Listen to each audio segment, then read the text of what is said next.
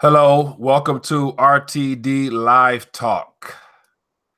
It is Monday morning, 10 a.m., and I'm excited to have my guest, Mr. Philip Haslem, the author that I've been talking about over the last couple of weeks of the book, When Money Destroys Nations.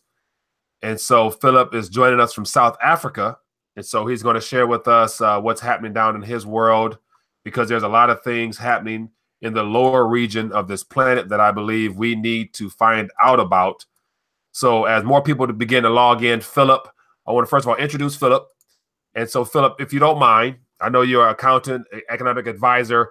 Give the audience a little bit of information as to who you are outside of this book, and then we'll begin a little Q&A and go from there. Thank you, Mike. As you mentioned, my name is Philip Haslem. I studied at the University of Cape Town. I did a major in finance and accounting, and did a Bachelor of Business Science, and followed on to become a chartered accountant, what you would call a CPA in the United States. From there, I specialized in corporate finance, but had a particular interest in monetary economics. And studied that for several years, and was actually doing presentations, going around doing presentations on the global economic environment. And then my current co-author said during one of those presentations, he said, you know, we have an example of what happens when a country prints money on a massive scale right next door to us. And he said, look, I'm telling you, there's stories there that no one has heard. And I thought that was quite interesting. I thought it was also interesting that I'd sort of studied all this theory and hadn't actually done any practical study. And so I decided to go to Zimbabwe and actually, you know, to do a whole lot of interviews and just really soak myself in the culture. I'd been to Zimbabwe several times before. And in that process, I ended up sort of developing the material, which then became the book When Money Destroys Nations, and it was absolutely fascinating. It's sort of completely changed the you know, the exposure that I've had in this area. Had the opportunity to present with sort of significant figures, including Robert Kiyosaki. And sort of done a tour around South Africa with him, and spoken offshore in various conferences, and you know, it's been an interesting set of doors that have opened up. I you know, feel, you know, still feel very passionately about the subject, and the more I get into it, the more the environment around us is becoming very exposed.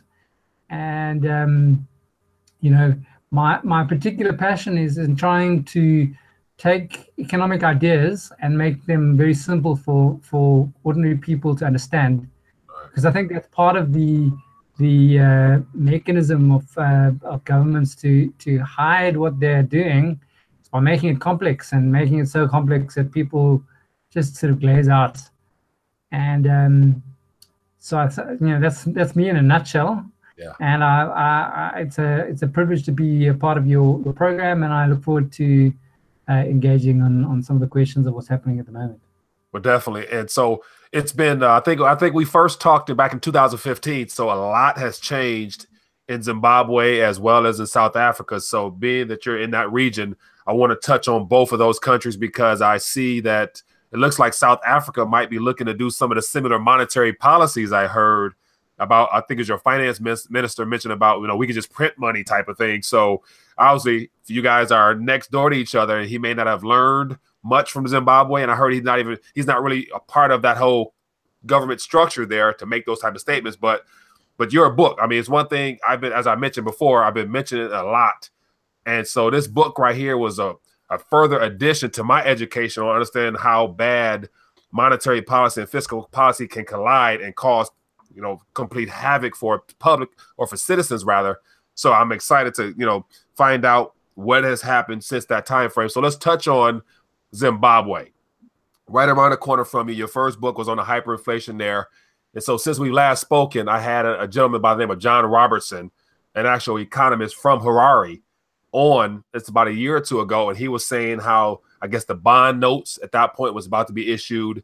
And so he was telling me about a lot of things that he was concerned about. So give me the rundown since the bond notes was issued, since Mugabe was removed from power. Give me the rundown of what we don't hear about on this side of the earth. Great. I'd be happy to do so. Just before I talk about Zimbabwe, though, let me talk about South Africa. I think there was a bogus statement about our finance minister saying that you wanted to print money on a large scale to,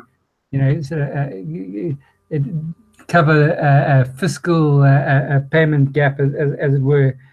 And that was covered by the dollar vigilante, and it sort of went viral, but it wasn't actually, it wasn't true. Okay. I mean, South Africa is, like all the other countries, is in a spiral of consumption, as it were, and would certainly have have some issues in the future where they might need to print money on to pay their debts. But that's not something that they're looking at right now. Yeah. Thankfully, I mean, I'm very, very thankful since I live here. That's not a major issue. Let's talk about Zimbabwe. So briefly, what happened in Zimbabwe, Zimbabwean hyperinflation, is that the government began to print money to pay their debts and to continue consuming, and that money printing led to an inflationary spiral that led to the final collapse of the Zimbabwe dollar in hyperinflation by the end of 2008.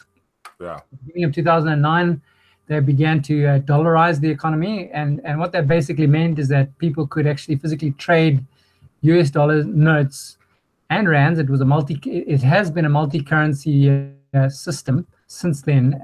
So trade notes, rands, pounds, yen, dollars on the street. And initially it was incredibly fascinating because it was a completely cash-based economy, and with all the associated issues that you get with cash-based economies, how do you don't have any denominations less than $1. How do you get change in the stores? I mean, these are things that we discussed in our book, but it was pretty much a dollarized system. And because the banks were the primary vehicle for the government to enforce hyperinflation, enforce money printing, people were very suspicious of the banks. In fact, I think at the end of hyperinflation, they had something like a 12%, 10 or 12% bank penetration rate in the country. So very few people actually use the banks. Yeah. Okay. Which meant it was another problem. Like, how do you send your money to your family if your family lives sort of in several villages down the road? You actually have to give it to a taxi and get someone to send that money. I mean, that's basically what it was initially. It was a completely cash-based system where people actually had to physically deliver their notes if they wanted to make any payments of a long distance. Wow. Obviously there's associated issues. You began to get these onshore US dollars that were in Zimbabwe, and offshore US dollars, but it was very difficult to get those onshore US dollars offshore to actually make payments. Yeah. So they had a big sort of problem with balance of payments and actually funding proper forex. So, and the weird thing is that a US dollar in Zim was not a US dollar in the US. In fact, I actually might even have, I don't know if I showed this to you, if I had this when we last spoke. And here's this US dollar that they would have traded on the street. I don't know if you can see it. It's sort of really, really, really old, really dirty. You can hardly even see that it's a US dollar note. It's extremely.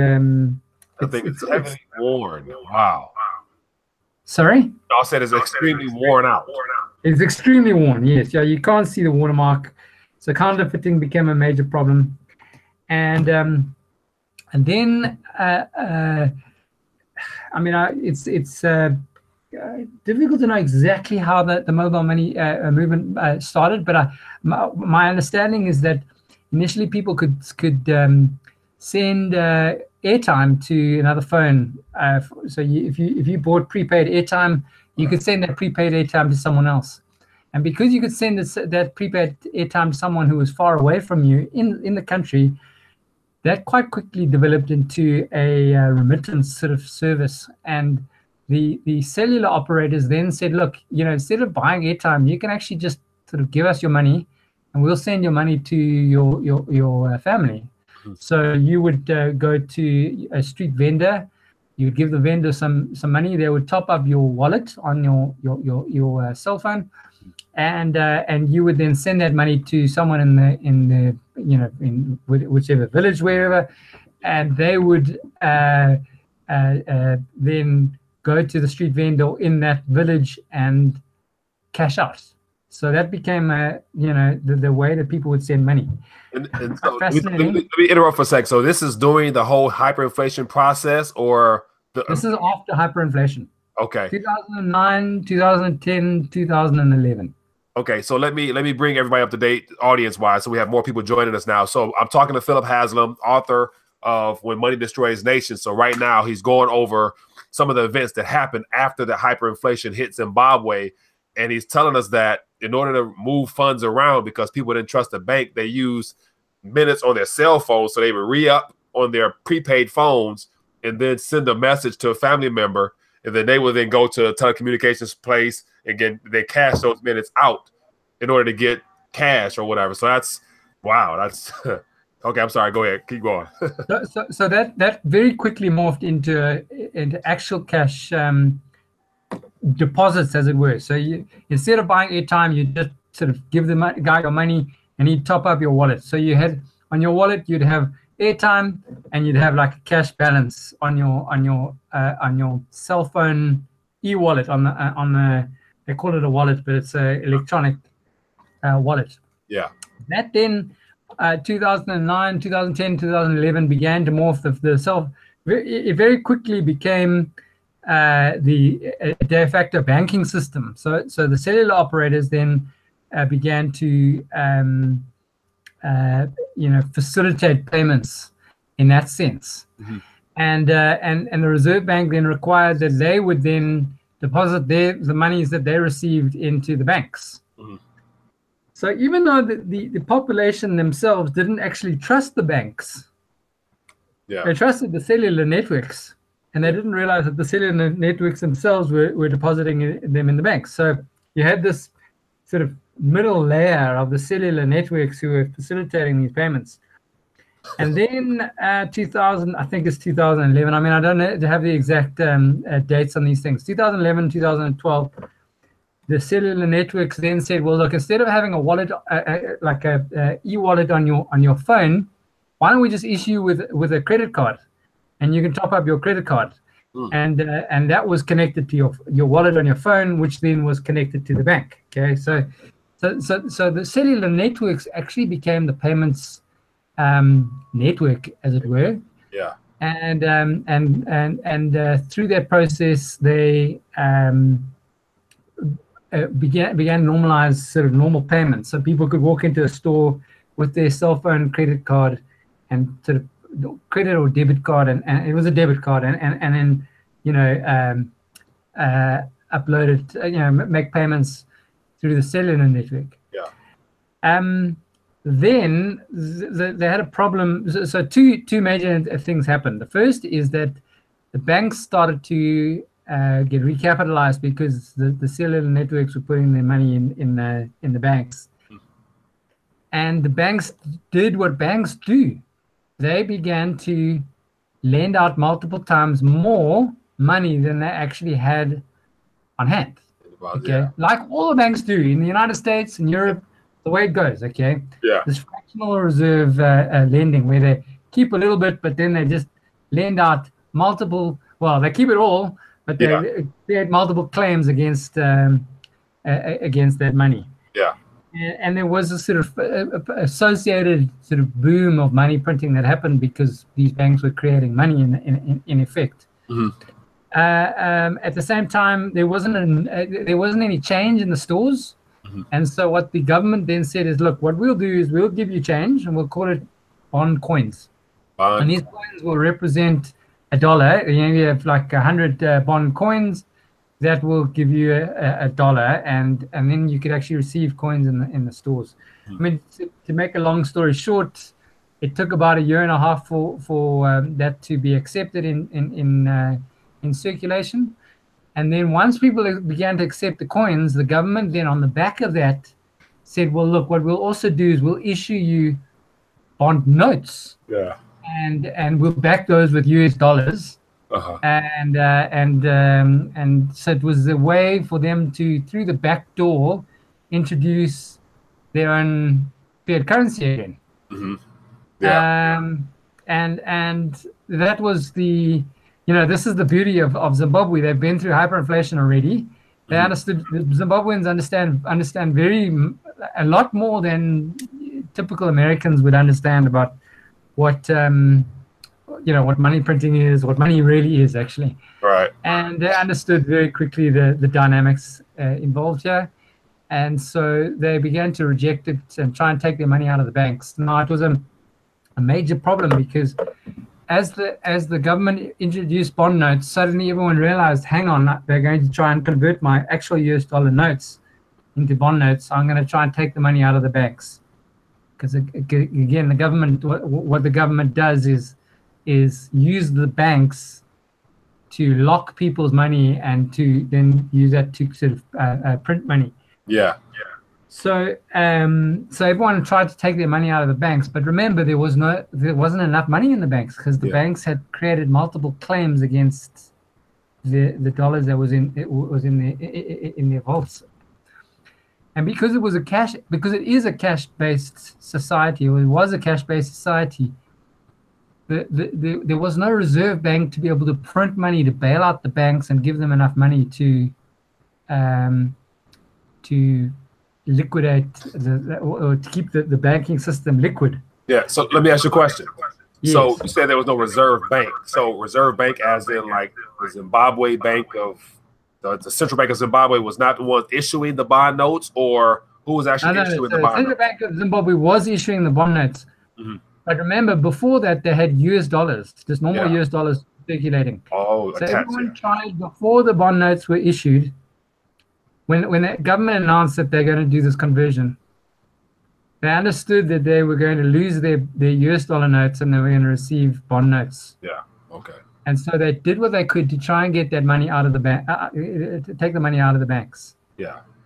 The US dollar notes. Okay. There was no reserve bank to print US dollar notes. Yeah. Obviously, the US dollar issued, Federal Reserve issued notes. Yeah. So, so the problem was there was a big run on the banks, and the banks didn't have the money, and so you have this typical thing where the banks had created all these claims, this new money, these claims to US dollars on their books. Yeah. And it was a boom, and then suddenly a bust as there was a run on the banks, and the bank didn't actually have the money that they said they did. Right. And suddenly had a massive problem with cash shortages. And I spoke to some Zimbabweans. They said, the problems were as bad as it was at the end of the hyperinflation. Really? It's so interesting because you've had this. Go ahead. You're going to go ask a question. Yeah. So this time frame that we're talking about now. So because I want to say the bond notes were issued 2016-ish. In the 2016, am I correct? Around that time frame, the notes. Correct. Around about there, yes. So everything I talked about was from 2000. In 2009 to 2011, I think, was when they introduced the bond coins, and that sort of progressed to the point of bond notes in 2016. Okay, so today we're 2018, March 26, 2018, 2 years and 3 months after the bond notes were issued. Where do we stand now? Like, is there currently a cash crunch? So let me summarize. So basically, you had this US dollar system. Creating a whole lot of claims on US dollars that were in the banks, but the banks didn't actually have these US dollars. So a false boom Suddenly, at the point where they were where they announced that they were going to have these bond notes, massive, actual, I mean, you would call it a liquidity shortage, where people realize there's no money in the banks, and they're trying to take the money out of the banks, and the banks suddenly saying, "Look, sorry, we don't have this money." Yeah. People couldn't pay their debts suddenly. No one wanted to take any bank payments because the banks actually didn't have the money. Yeah. And this is a classic. This is what people I talk about when they talk about, do you print money and bail out the banking system, or do you allow the banking system to be exposed? Zimbabwe had the really unique, I wouldn't say privilege, but they've had the unique kind of environment where they had hyperinflation, where the government had printed money and they saw the effects of that. And then they had an environment where they couldn't print money, and the banks were allowed to fail after they had created a whole lot of claims against themselves, against the US dollars in their vaults. Both of them were very painful events. Yeah. Both of them were very painful events. So then once that had happened, the government then issued bond notes. Okay. And bond notes then went into circulation. People didn't want bond notes. Right. And they began to print bond notes on a large scale. Wow. So as you had this weird thing of in 2008, up to 2008, massive increase in money printing, hyperinflation, sudden end of hyperinflation, no money in circulation because there's no US dollars. Then gradually over time, the banks begin to create claims on these US dollars. Suddenly, I forget the date. I think it was 2015 or 2016 when they announced it. Suddenly, this implosion of bank claims. There's no more US dollars, and then creating new bond notes, and it's really wreaked havoc on the Zimbabwe economy. And they're currently going through a bond note hyperinflation, which I must add is not as painful as the previous hyperinflation, because people haven't accepted bond notes to the same degree as they accepted Zimbabwe dollars previously. Right. So right now there's a cash crunch because there's not enough actual currency circulating. So what is it like on the ground right now? Do they still have those debit cards, or are they using the South African rand more and still trying to scramble for dollars? Or if they don't want the bond notes now, what are they using primarily, from what you hear? Yeah, so I haven't been to Zimbabwe in the last sort of year and a half, 2 years, but from what I've spoken to people, they're still using these cards, but now all these US dollars that they had on the cards have now been converted to bond notes. And it's not that attractive now. This is typically what happens in hyperinflation. The government says, look, you as retailers are forced to accept bond notes as sort of legal tender, as payments for your goods.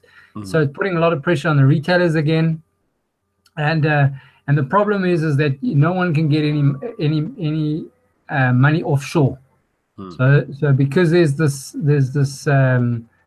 real US dollar shortage, there's very little opportunity to take your money, your bond notes, and actually use it to pay for anything real offshore. Okay. So it's a major problem, major currency crisis in Zimbabwe at the moment, having real effects for people on the ground.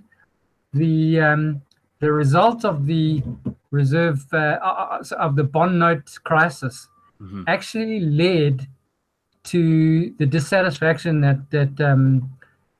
resulted in Mugabe being taken out of power. Yeah. He's gotten to the place where, I mean, I'm not appropriately qualified to talk to the politics of Zimbabwe, but effectively the dissatisfaction of the second round of hyperinflation brought people to the place where they removed him. Yeah. They're about to go to the polls for a formal election in a few months. Yeah, there's a lot of uncertainty, but I think the from a practical perspective, the bond note currency needs to go its usual direction and be removed out of circulation. Right. And ultimately, there will be a conversion back to hard currency in Zimbabwe. Right. So let me ask you a question. So from what you're hearing about what's happening there, how is the whole cryptocurrency movement being received there? Because I believe I saw something about an exchange in Zimbabwe where Bitcoin was trading at a much higher premium because people need ways to move currency or move their energy and values of goods. So from your knowledge, cryptocurrency, how is that being received in your region, period, whether it be Zimbabwe or in South Africa? Okay, so there's a two. That's a great question. In South Africa, we have a financial system that's very similar to the United States. Mm. So we have a banking system, a well-developed banking system, that's an electronic banking system, and we have a fiat currency being the South African rand. That's equivalent to the US dollar. It is, trades in global markets. And so cryptocurrencies are everyone is very interested in cryptocurrencies, as they are in the United States. As an investment, you're probably not going to find too many stores here in South Africa receiving Bitcoins. I know no stores in South Africa receiving Bitcoin as or any cryptocurrency as a medium of exchange. Because our financial system is fairly well developed, just like it is in the United States. Yeah. It's different in Zimbabwe. So in Zimbabwe, there is a lot of interest in cryptocurrency. That significant, substantial premium you're talking about on the local exchange actually was reflecting the bond note price. Really? So when I said US dollars, that was the bond note price. So highlighting that there's inflation and bond notes are getting less and less valuable as they printed. But I mean, if you look at a parity for actual US dollars on the ground, it's not so much of a premium. I think there's a website which allows people to localbitcoins.com to sell on an over-the-counter sort of way, and the price isn't substantially different from the global market price. Wow. But it's a very interesting space, and because the government basically has screwed up so badly. I mean, I say that tongue in cheek. It's not actually that they've screwed up as much as the effects of a fiat money printing and fractional banking system. The effects have been so devastatingly felt. Yeah. The country and the government itself is open to exploring what a decentralized currency would look like in the environment. You're talking about Zimbabwe, or you're talking Zimbabwe. about okay, yeah. In Zimbabwe, yeah. Yeah. In fact, I would say that Zimbabwe is the only country in the world right now where the pain has gone deep enough. Yeah. For them to consider getting a fixed money supply through a cryptocurrency. So lots of interest. It's controlled to the extent that you need bitcoins. Bitcoins need to be paid for in foreign currency such as US dollars, and no one has those US dollars. So it's difficult to get liquidity of enough supply of bitcoins in Zimbabwe. Bitcoins is an example. Yeah. But it's certainly a problem that we're looking at and we're investigating and in discussions with local people on the ground and the government right there. And that's the thing. It sounds like it's going to be ideal for people to actually exchange various types of cryptocurrencies amongst themselves and just bypass the whole need to go liquid in the form of fiat currency. Because if you're going to transfer or redeem those cryptocurrencies in bond notes, nobody wants bond notes. There's not enough dollars going around the country. So it looks like that might be the primary medium of exchange eventually, wouldn't you say? Or would Zimbabwe come out with their own crypto type currency in a way of giving people solutions, but yet to be centralized? What do you think about that? Remember that bond notes are effectively a centralized cryptocurrency. Yeah. The vast majority of you have a decentralized, you have a centralized cryptocurrency in America, Yeah. called US dollars. Yeah. Most of your US dollars are digital. Yes. But they're centralized. The whole thing of cryptocurrencies is that it provides this way of making a peer-to-peer payment system that is fixed in supply. And so, governments and central banks have been confusing this issue of, the centralized cryptocurrency. That's a lot of nonsense. You either have a decentralized cryptocurrency or you have a centralized currency. Yeah, good point. Good point. Now let's touch on South Africa a little bit. What's going on there because we don't hear much about what's happening there politically, as far as the prime minister or the president mentioned about removing land from landowners. And give me the rundown on what's going on there. Is this a racially situation going on there or what? Yes, I mean it's a very sensitive issue, and it's a very delicate thing. So, I mean, if we just take the history, it's a colonial history.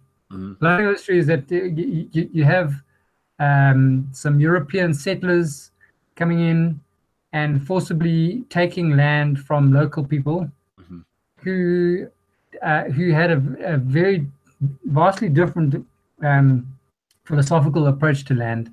Yeah. They didn't see land ownership as an issue as much as they have the ability to roam freely on the land, and so through apartheid and sort of colonial sort of policies that sort of date back 400 years odd, it ended up that the white minority held a majority of the land. Yeah. And so the discussions right now are, how do we normalize that particular issue? Because until, while people have no access to land, they are effectively going to be sort of kept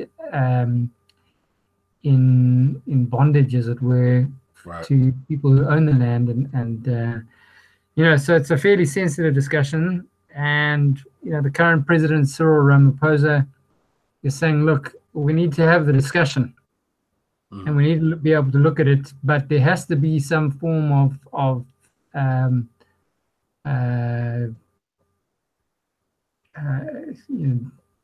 redistribution of land, as it were. And the discussion is, how do we do that without actually, first of all, dealing with the food supply of the country? Yeah. And secondly, how do you do it without destroying private property rights? Right. And that's a discussion that's ongoing at the moment. I mean, obviously, quite alarming in some senses, and in other senses, if it can be handled right in an equitable way, there's no reason why it can't be done in a systematic and principled way.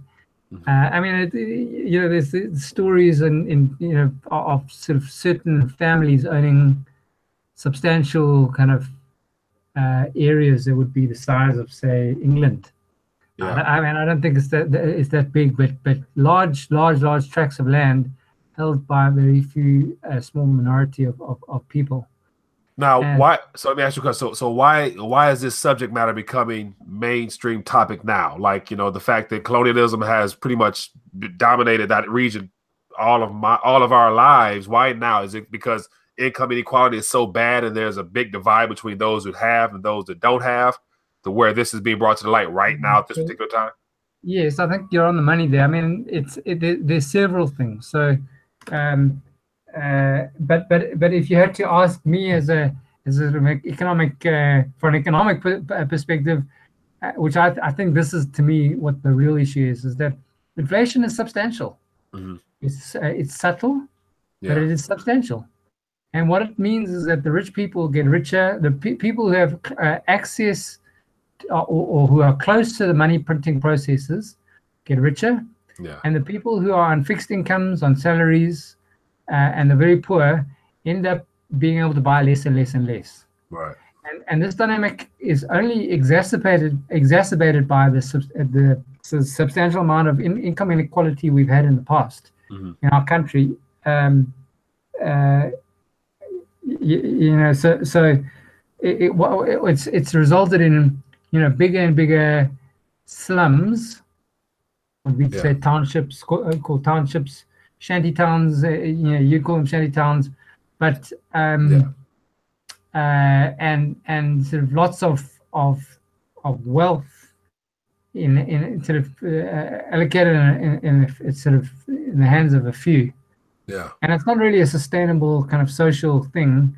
To me, it's driven fundamentally by the you know, the money printing processes and what inflation actually does.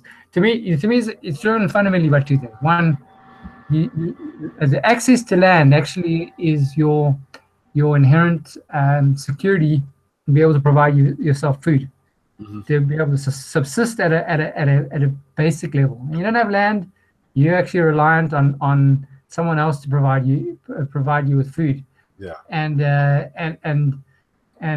so land becomes the basis on which you develop economically. Yeah. And then the second is having a stable money supply of sort of equal weights in your money supply.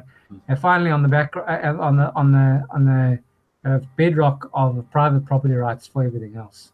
Yeah. So I mean, those certainly need to be addressed and dealt with in South Africa for there to be sort of proper economic growth and development. Right. Now, let me touch on, you hinted at inflation is kind of what's exposing this great divide of income between those that have and those who do not have. And I like how you put it, those that are closest to the printing press are those who have access to the, I'm assuming you guys have near zero or zero interest rate policies there. So credit is pretty much cheap there, I'm assuming, right? No, we actually have high interest rates. It's the opposite. Okay, so so let's talk about the South African rand and where it's, since the Great Recession happened, it impacted everyone globally. How has the South African rand been hit hardest, the most, from what standpoints, inflation wise? I mean, I haven't tracked the rand in terms of its specific percentage movements, but it's depreciated. Yeah, and it's depreciated quite substantially over kind of key times where there's been political turmoil. And so you know, it's they've had to keep interest rates higher because they're trying to keep to bolster the rand. But in general, it's been depreciating. The interest rates, you know, I think the prime interest rate is 9.25%, so quite high. It's quite high. Yeah, I haven't heard no rates like that in quite a while. So let's move on a little bit. Let me get your perspective from, you know, the South African viewpoint of what's happening with the whole petro yuan.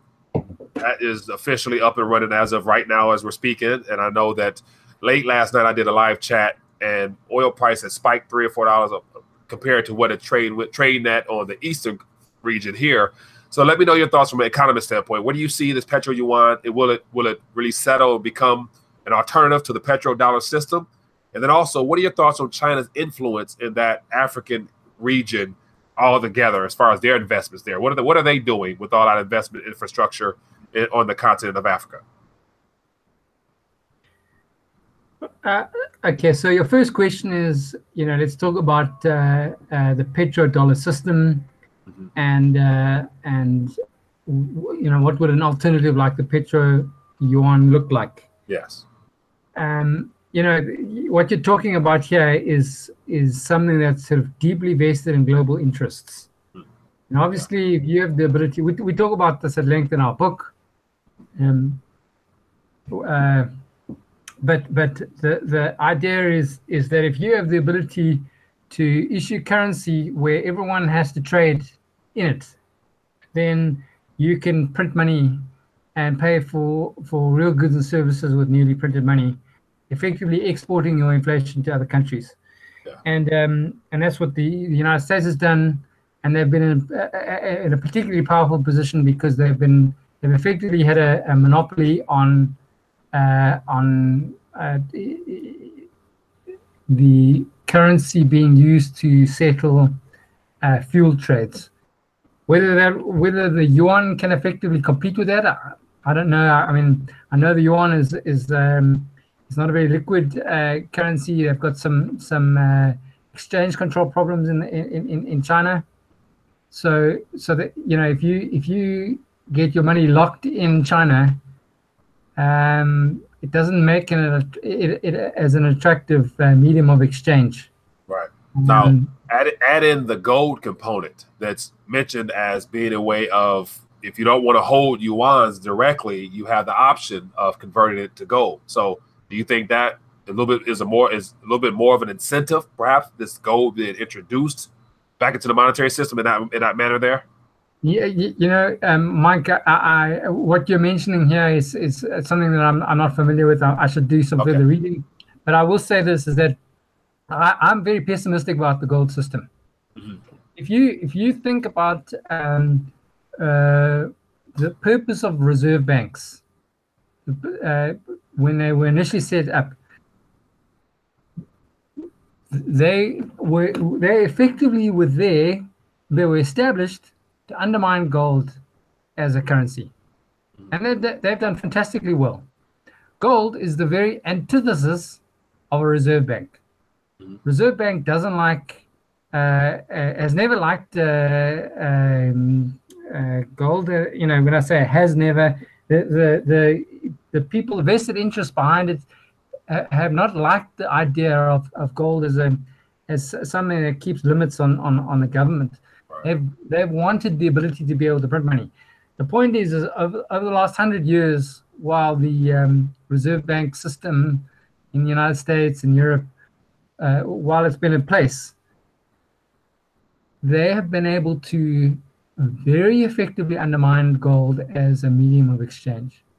And so they basically completely control the reserve bank supply chains, the gold supply chains, the gold vaulting processes. You know, for you to actually source gold within these supply chains, it's got to be what they call good delivery.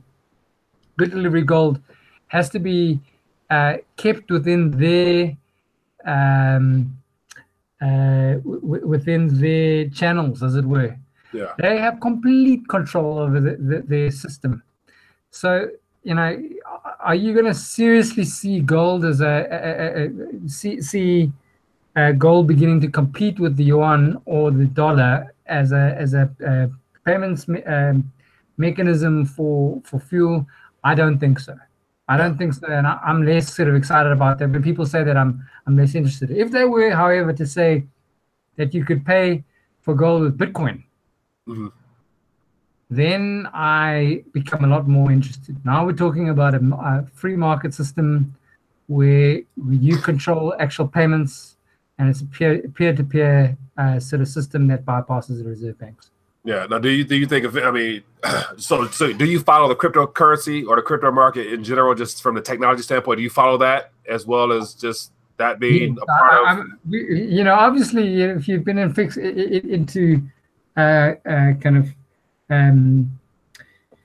Austrian theory over the last 5 years, you know, you would have gotten into cryptocurrency, and anyone who did, you know, it's been a great it's been a great investment. So very much so.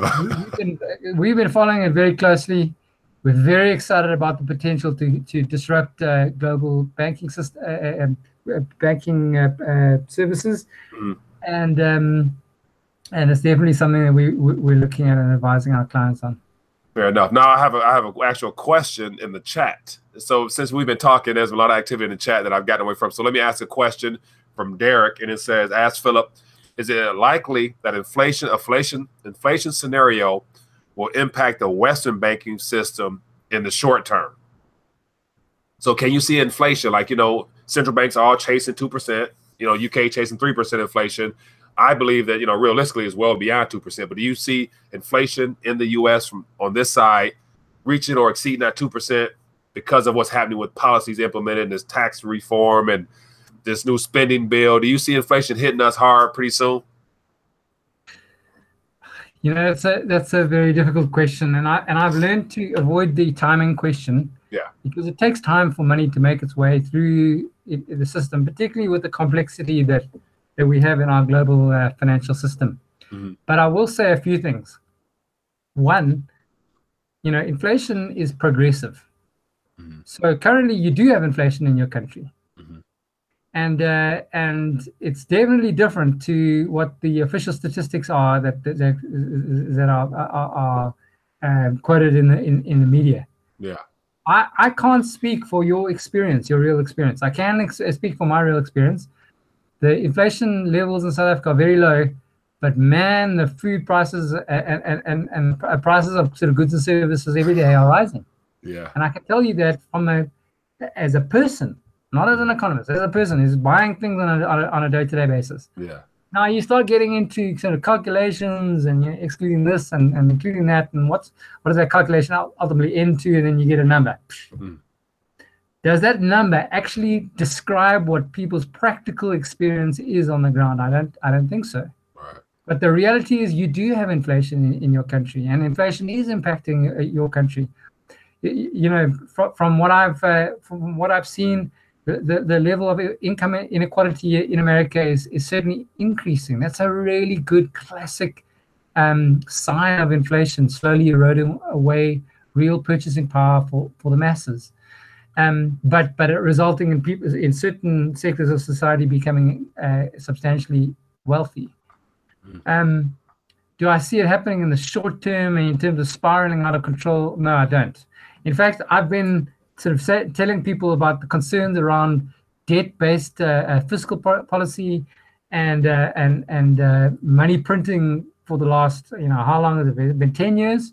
Mm-hmm. And you know, in 2008, everyone was printing a lot of money. It was like, it's going to be a whole lot of inflation just around the corner. You know, it's I guess we're trying to get away from the doomsday scenario of, you know, run quickly because the sky's going to fall on your head right tomorrow.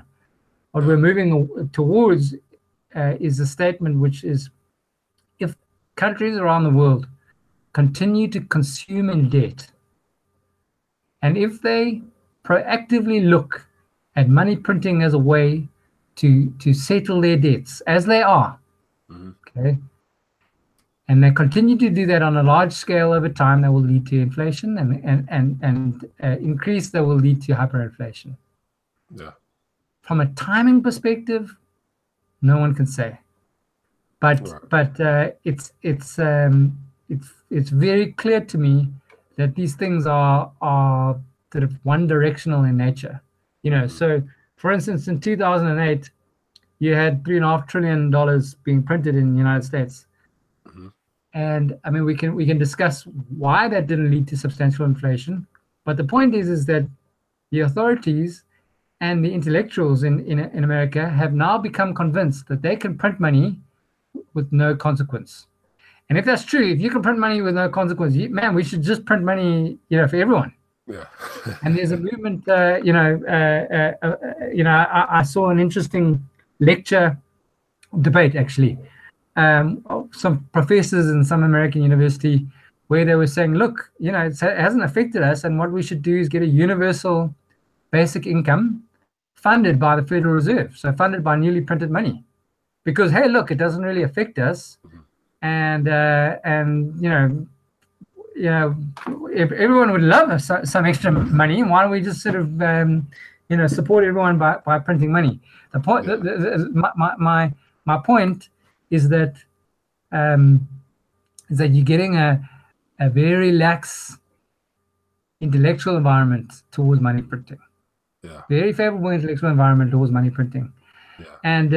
And so, you know, it's unlikely that you're going to have hyperinflation next year, mm-hmm. but there's some major concerns that all of the moves in in the influential circles in monetary in money and banking in the United States and in Europe are towards, and in Japan and in China and all the major economies of the world, all of them are towards mass money printing schemes as a solution to your debt problems. Right. So let me ask you another question. So and the one thing I've been mentioning a lot lately here is that pretty soon, if not, we're long past due another business cycle decline as far as a recession, because it's been, we're in an economic expansion according to our, policymakers here. Now, are you anticipating that if some type of next market downturn, like, all the markets are down now, if there's some type of recession or equivalent of that happen, do you think monetary policy at that point will really get out of hand and will be exposed for the fraud that it is, as far as their response of how they're going to stimulate the economies? Well, it's been very clear. It's been very, very clearly established since 2008 that they will respond to economic crises with money printing, and there's no debate about that. Right. Historically, I mean, you go back 100 years, there was a huge amount of debate around money printing, and a lot of influential people, in the government, saying absolutely not going to print money, and preserving the value of your dollar is primary. There's no one, there's very few people in intellectual circles and in Federal Reserve circles, banking circles, that are saying anything to that effect. In China at the moment, they're printing money on a large scale. In Japan, I think the figure is they're printing 80 trillion yen every year to effectively pay off government debt, and to try and keep their currency devalued against the US dollar. In Europe, they've been printing on a large scale, and honestly, I mean, here's the bottom line. Bottom line is, Reserve Bank's goal is to try and manage rates, manage prices, and they do that at every level. So you're talking about gold price manipulation. That's a different type of wording to managing the price, but it's the same thing, really. You talk about exchange rate manipulation. Well, that's what they do. That's what the International Monetary Fund was set up to do, to manage and facilitate. If you talk about interest rate manipulation, I mean, we all know that that's what the Federal Reserve does. So and they do that through money printing. So now, so to answer your question, they are now, since the 2008 financial crisis, supremely aware that they don't want to get into a place where the banking system unravels like it did in 2008. And they are managing it very carefully. And do we know what the consequences of that are, or what was actually happening behind closed doors? No, we don't know. And so, am I expecting a sudden crash in the markets? No, I'm actually not expecting a sudden crash in the market. Will it happen? Maybe. I mean, in Zimbabwe, in the hyperinflation, you had this typical thing where you get a reflation, of the money supply. That sort of print a whole lot of money, and then that would cause a whole lot of stimulus, and then this sudden crash in exchange rates, and they'd have to reflate again, and that just sort of got bigger and bigger and bigger and bigger until the point where it resulted in a hyperinflationary spiral. But how governments respond, what's the level of gravity in terms of how much they respond by, I don't know. And to me, the real issue is, how exposed is the banking system to the amount of credit and currency swaps and options in the world at the moment? How exposed is the system to I mean, effectively, these things are sort of major gambling things, and how exposed is it? At some stage, if it's substantially exposed, these banks would be exposed, and then the Federal Reserve would have to respond with money printing. Right, and all these banks are interconnected by the whole derivatives, mechanisms that they've created to swap, as you mentioned, amongst one another. So I think a lot of this monetary policy is going to be designed to make sure those derivatives, all those side bets, which equals, I heard something about quadrillion dollars or whatever that number is. So that's what the ticking time bomb really is in regards to the relation of this monetary system and banking system. So, but Philip, I thank you for joining us. I want to make sure I respect your time because it's getting late there in South Africa. And for those that are watching the book, I'll zoom in on this because everyone, in my opinion, needs to take a glance and read this book.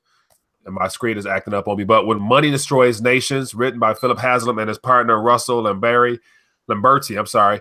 And so if you have not, get a copy. I got mine and I've read it and I loved it. And so it's a great read to give you an understanding of what some of the things we're talking about. And it's the importance of learning from what's happening in Zimbabwe right now. And I would imagine that you would be willing to say that the Venezuela situation, monetary wise, might be the same. Am I correct, Philip? Correct. In fact, it's a similar process, the similar spiral.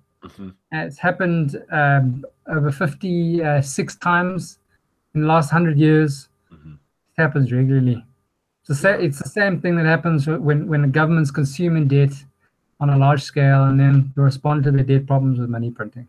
Right, which seems to be the common trend nowadays. So just a matter of time before the current reserve currency or printers, Federal Reserve Bank, see what their monetary response will be. Because I'm a firm believer that the monetary tools that will be implemented come this next, the economic downturn will be something like we could have never have imagined, whether it be cashless society, bail-ins. I mean, I don't know what they're going to do, but yet it won't be pretty for, you and I. So, but Philip Haslem, is there anything that you want to leave us with as far as where people can find more information about you, maybe perhaps follow you on social media, give people some ways to stay in tune with what you have going on and how they can follow your work?